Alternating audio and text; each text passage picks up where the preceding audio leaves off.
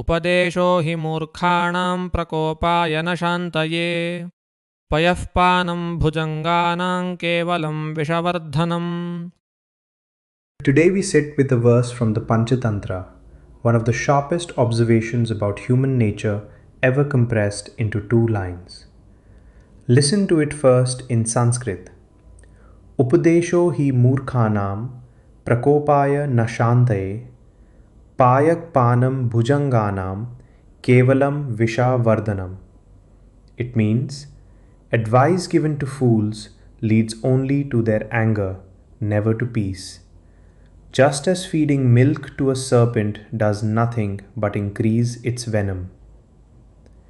Let us open the words one by one, because the Sanskrit hides beautiful machinery.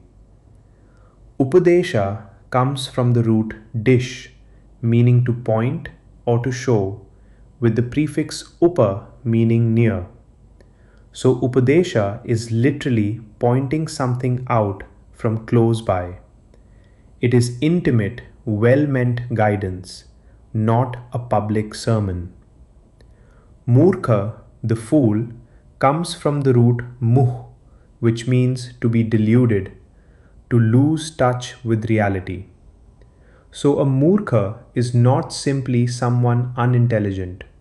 It is someone whose perception is clouded, someone identified with their own opinion. The same root gives us the word moha, delusion. Prakopa comes from the root kup, to boil. It is the same word Ayurveda uses when the body's humors become aggravated.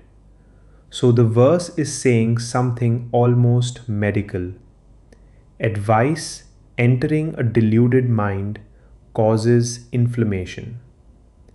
And Shanti, from the root sham, to become still, is exactly what fails to happen. Then the image. Paya Panam is the feeding of milk, and milk in the Indian imagination is the purest, most nourishing food there is. Bhujanga, the serpent, literally means the one who goes crookedly, from bhuj to bend, and gam to go. Even the snake's name announces its nature. And Vishavardhanam means the increasing of poison.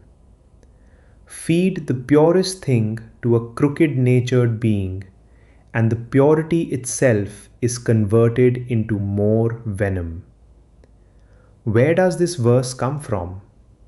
It appears in the first book of the Panchatantra, the book called Mitrabheda, and it is the moral of a small, heartbreaking story. On a freezing night, a troop of monkeys shivers in the forest.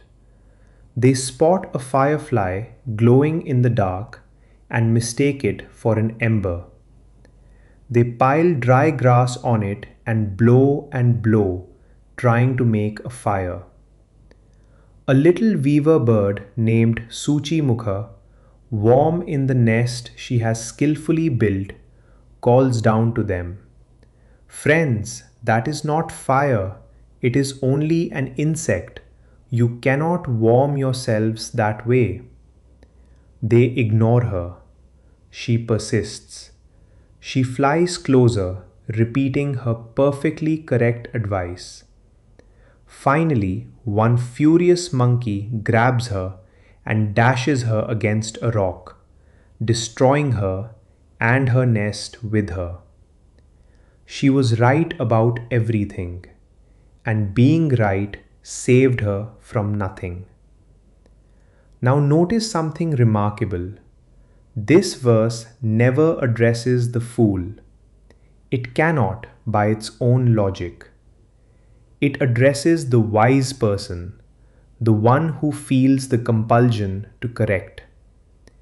Its hidden teaching is about a doctrine Indian tradition calls Adhikara, the fitness of the recipient.